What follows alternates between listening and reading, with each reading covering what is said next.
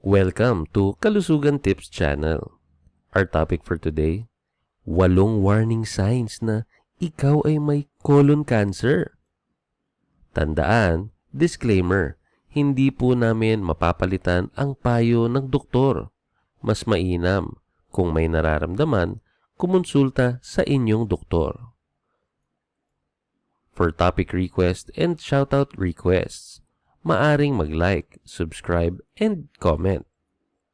Sa ating sign number 1, pagbabago sa pagdumi.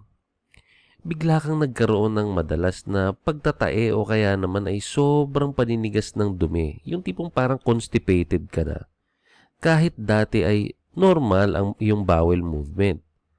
Kapag tuloy-tuloy ito at walang malinaw na dahilan tulad ng pagbabago sa pagkain, dapat na itong ipasuri. Pakiramdam mo ay hindi kumpleto ang pagdumi kahit ilang beses ka nang pumupunta sa banyo. Ang ganitong pakiramdam ay maaaring sinyalis na may bara o bukol sa loob ng bituka. Palaging pabago-bago ang consistency ng dumi mo. Minsan malambot, minsan sobrang tigas. Kung dati ay regular ka, ngayon ay hindi na. Red flag ito, lalo na kung tumatagal na. At syempre, number 2, may dugo sa iyong dumi. Nakakakita ka ng maliwanag na pulang dugo sa tissue o sa mismong inodoro pagkatapos dumumi. Kahit kaunti lang ito, hindi ito normal at dapat ipacheck agad. Maitim o parang alkitran ang kulay ng dumi mo. Ibig sabihin ito ay maaring may pagdurugo sa loob ng bituka na hindi mo agad nakikita. Minsan iniisip ng iba na, almoranas lang ito. Pero mas mabuti pa rin magpatingin kaysa magsisi kapag huli na ang lahat. Tandaan, prevention is better than cure. Kaya habang pwede pang iwasan at pwede pang mapigilan, dapat kumonsulta na agad sa doktor. Sa ating number 3, madalas na pananakit ng tiyan. Naku, paulit-ulit na cramping o pananakit ng tiyan, lalong-lalo na sa ibabang bahagi ng tiyan na hindi nawawala kahit uminom ka ng gamot. Kapag hindi ito gumagaling sa simpleng pahinga, kailangan na itong ipa-check up o suriin. Madalas parang kinakabag ka or nararamdaman mong parang bloated yung feeling kahit hindi ka naman kumain ng marami. Ang ganitong pakiramdam ay maaaring nagdudulot ng bara sa iyong kolon. May pakiramdam na may mabigat o may nakaharang sa loob ng tiyan mo. Alam mo, wag mo itong baliwalain lalo na kung tumatagal na ng ilang linggo. Number 4, hindi maipaliwanag na pagbaba ng timbang. Nako, hindi ito ang pinakamagandang diet para sa'yo. Pumapayat ka na kahit hindi ka naman nagda-diet o nag-eehersisyo. Ang biglang pagbaba ng timbang ay isa sa mga karaniwang babala ng sakit na cancer.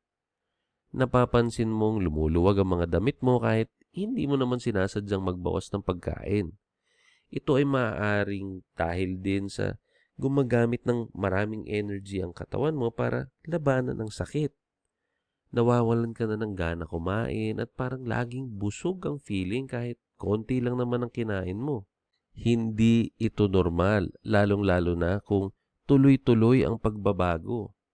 Alam nyo, marami tayong mga signs na baka sakaling same ang iyong na-experience. Pwedeng hindi ka naman talaga may sakit, pero maaaring pwedeng magsimula ito sa mga ganyang klaseng simptomas. Kaya maganda na ikaw mismo ay magpa-check up na or magpatingin ng mas maaga sa doktor. Kailangan mo ba ng pera pang pagamot? Mag-apply na sa Finbro. Mabilis lang mag-apply at mabilis ring ma-approve. Mababa pa ang interes. Click the link in our description box to apply. Mag-Finbro na. Ating number 5, matinding pagkapagod.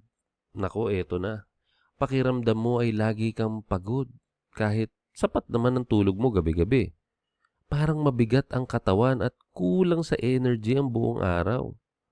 Madali kang hingalin kahit na simpleng gawain tulad ng pag-akyat ng hagdan. Maaari itong senyales ng anemia dahil sa pagdurugo sa loob ng bituka. Nahihirapan kang mag-focus at mabilis mapagod ang isip. Kapag may kasabay itong ibang sintomas, aba, wag nang mag-atubili, magpa-check up, wag na magdalawang isip. Tandaan mo, ang pagod ay normal. Pero kung parehas ng ganito ang nangyayari sa'yo at parang hindi ka naman sobrang dapat napagod pero parang hinang-hina ang katawan, dapat alamin mo na ang punot dulo at wag nang magdalawang isip na magpatingin at kumonsulta. Sa ating number 6, manipis o pencil-like na dumi. Mapapansin mong mas manipis kaysa sa dati ang hugis ng dumi mo. Maaring may bukol na nakaharang sa daluyan kaya nagiging makitid ang stool. Tuloy-tuloy ang pagbabago ng itsura ng dumi sa loob ng ilang linggo. Hindi ito simpleng pagbabago lang sa pagkain kung hindi ito bumabalik sa normal. Kaya, kasamang hirap sa pagdumi at pakiramdam na may bara, ito ang sinyalis na kailangan masuri agad ang iyong karamdaman. Pag dumating ka sa punto na ang iyong pagdumi ay napaka-inconsistent at mukhang hindi healthy ang iyong nararanasan, huwag nang magdalawang isip at panahon na para kumonsulta agad sa profesional. Kumonsulta sa doktor para maipaalam mo ang sitwasyon ng katawan mo at aalamin nila kung ano ang pwedeng sabihin na remedy or pwedeng gawin para mas maging maginhawa ang iyong pangangatawan. Sa ating number 7, pakiramdam na laging may bara. Madalas kang hindi makadumi kahit pakiramdam mo ay kailangan mo na. Ang ganitong sitwasyon ay maaaring dahil sa may obstruction sa colon. Kahit nakadumi ka na, parang may natitira pa rin sa loob. Ang persistent na ganitong pakiramdam ay hindi normal. May kasamang pananakit o kabag na hindi nawawala. Kapag tuloy-tuloy ito, kailangan ng medical evaluation. Sa ating number 8, meron ka bang history ng colon cancer sa family? Kung may magulang, kapatid o malapit na kamag-anak na nagkaroon ng ganitong klaseng karamdaman, mas mataas ang risk mo. Kailangan mong maging alerto kahit wala pang sintomas. Kapag bata pa na nagkaroon ng kamag-anak mo, mas maaga kang dapat magpa-screening. Hindi kailangan hintayin ang edad na 45 kung mataas ang risk mo. At syempre, regular na check-up at colonoscopy ay makakatulong para mapagaan ito ng maaga. Ibig sabihin, mas maagang makita, mas mataas ang chance na gumaling at syempre, pag meron ka ng ganitong klaseng mga signs, hindi naman sa pagiging praning or paranoid, maganda kung kumonsulta ka na lang din sa iyong medical professional o sa iyong doktor para makapagpa-check up. Once again, maraming salamat sa patuloy na pagsuporta sa aming YouTube channel. Patuloy lang ang inyong topic request at shoutout request.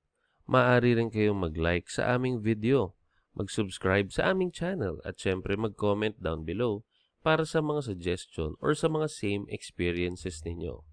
Once again, kita-kita tayo sa ating mga future videos.